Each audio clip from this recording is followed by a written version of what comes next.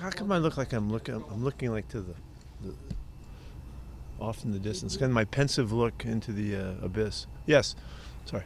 No, we'll just get straight to the point here. The decision to move the game to Tuesday. What was your initial thought on that decision? Do you think that puts your team at a competitive disadvantage? No, it doesn't have anything to do with that, with the competitive disadvantage or advantage. I don't think in that we're trying to get as many guys able to play as possible, but with the thought of looking after everybody and making the right decisions in the midst of this kind of surge that we've seen in the league and around the country and around the world, that we're trying to make good decisions. And as so many decisions we make, we don't have a lot of background on these things. You just got to figure out what you're going to do and go for it. We're not going to let this affect us at all.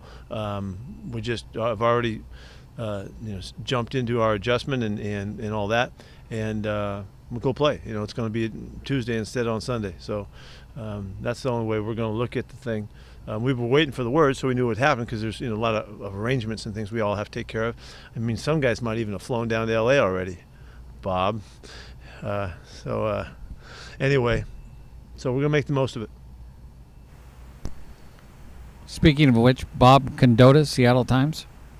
Yeah, best laid plans don't work very well these days. Do you have any concern at all with Tuesday, and then you got to come back and play Chicago on Sunday? Was there any thought of trying to move that game back or doing anything with that?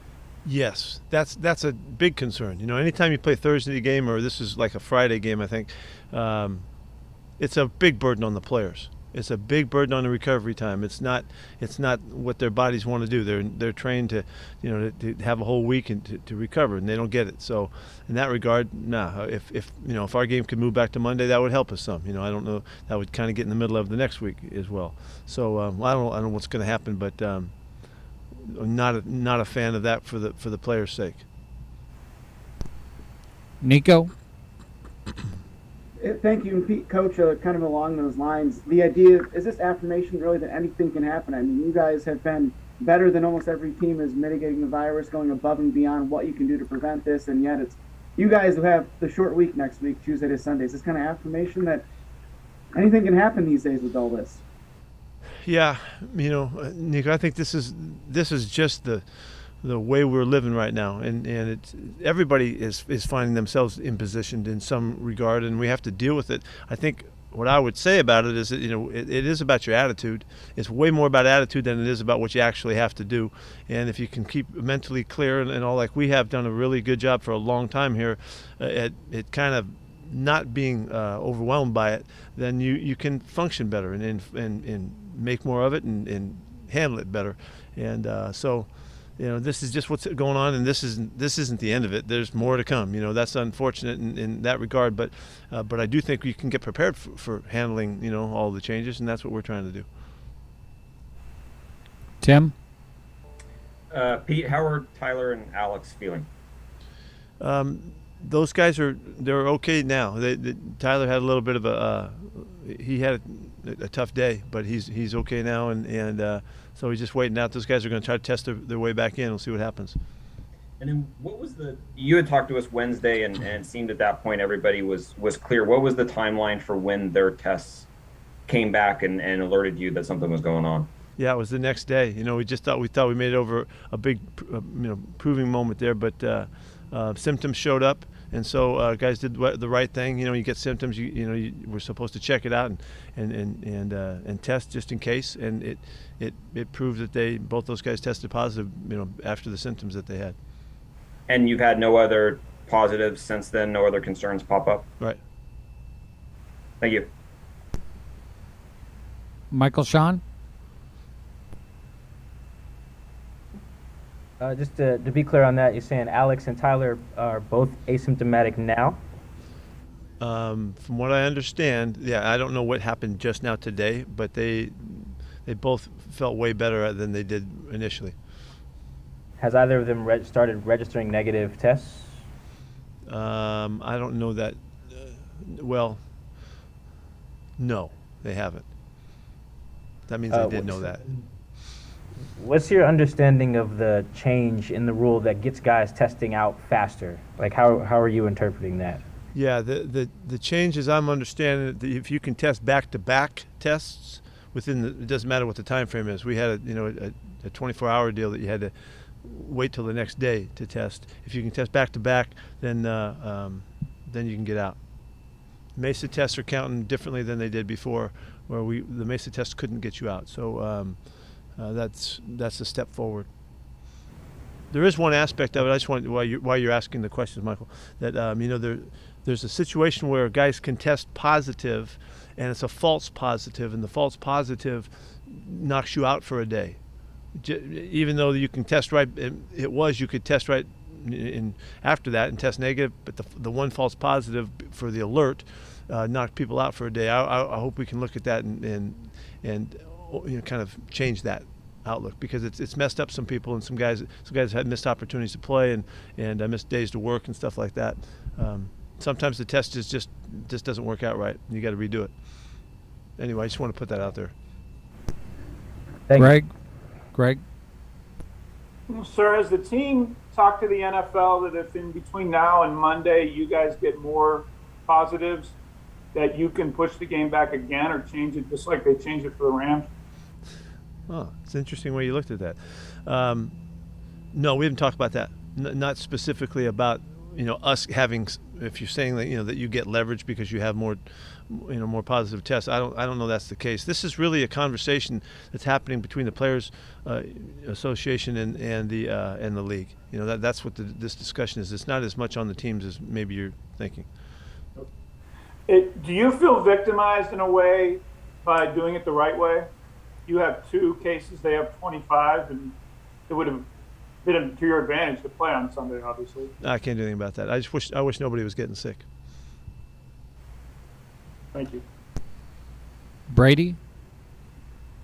Yeah, how is the coaching staff doing? Has there been any positive tests among the coaches or anybody else? We did have one, and there's been a couple around the building, so that we're really on alert and doing everything we can to make sure that we're doing it really well, and it's because it hasn't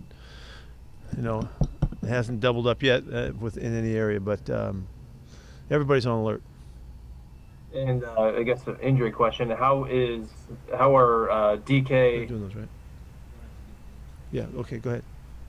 DK, D. Eskridge, and Freddie Swain. How are they doing? Those guys all looked really good today at practice. They got good work today. Would you, assuming there's no COVID issues, would you anticipate them playing Tuesday? Judging on today, they're ready to go. Thanks. Adam? Pete, I'm just curious about the schedule for the next 2 days. Obviously, I caught off guard here by some of this. Do you have to pull back a little bit in practice, or how are you guys approaching? Yeah, we're going to shift gears a little bit, and take advantage of the time and try to max it out and be as ready as possible. We've had really good work the 3 solid days we just put in, and so we're in good shape. But we are adjusting the schedule some. Of course, we'll be traveling on Monday and playing on Tuesday, and all that will be the same formula for us. But we're going to make the most of these next couple of days. Jen? You talked about having a good positive attitude, but what was your message to the team? How do you want them to handle the extra couple of days and that mindset piece? Really well. Attitude is everything throughout all of these challenges, and so I projected how we should look at it. That we'd take full advantage of it. We're going to get more rest, we're going to get more study time, we're going to be better prepared because of it, and we're going to utilize that time and to kind of welcome the change. That's what it is. Let's make the most of it, and then we'll deal with it next week. So I stood for that message and conveyed that to them, and just judging from the way we worked today. They had a really good attitude about the day. We made it a great Friday for us. And do you have an update on Brandon Shell, how he's progressing, or his potential availability? The days will help him. A couple more days will help him. I can't tell you about game day stuff or any of that. We don't know. But it's anybody that's banged up, it's going to help them. Both teams, I'm sure. Bob, one of the things, the assumptions might be, and it's going to be really fascinating to see what happens here, is by changing the game for 2 days, did more guys get to play, in terms of the COVID thing. I'm really curious about how that's going to work out. We'll learn a lot. If that doesn't happen, then I don't know why we did it. But we'll see what happens though, and wish everybody the best. Bob? Yeah, the release from the NFL specifically mentioned the emergence of Omicron as a reason for adjusting some of this. I don't know if you can say if Omicron was what your players or any of the people with you had gotten. Yeah, we have to get the all of the information before we know that. I don't know that right now. We're kind of making that assumption because things just changed. You can tell there's a shift, and we've gone 20 months or something without anything happening. All of a sudden something popped, but that doesn't mean that that's what it is. We don't know that yet. But when we get the results from the PCR stuff and they can take a look and evaluate, then we'll get some more info on that. Curtis? Yeah, Pete, how's Quandre Diggs doing with his knee on the report? How's he looked great today. Just like the receivers, the days that they took off really made a difference, and those guys looked good. And Quandre was one of them. And how about Carlos Dunlap and Brian Monet? Carlos worked hard today, and Monet we held out. And one last one, Gabe Jackson too. He was fine. This was kind of scheduled for him. He was fine. Masvita? Hey, Pete, going back to the messaging to the players, how much of it is it about also not only them, but their family and their circle terms of, that's been in our brain forever. I mean, from the moment we started this thing was others, other people, the people around us and the people that we connect with and your teammates as well. But that responsibility we embraced from the beginning. And I think it's that responsibility that motivates you to do the right thing and keeps you on track and keeps you, on point throughout the challenges and the disappointments and whatever, and people get a little bit weakened or softened and all that. We got to stand tough and strong for those around us. And it's so obvious. I mean, we have such an advantage that we have a team there, and when you get a guy coaching you up on it every day. When I think about families and groups of people that have to do this too, but it is the concern for others, I think, that drives the consistency and the kind of discipline that it takes to do this right. Thank you. Okay, thank you, everyone. Have a great weekend. We'll see you down in LA.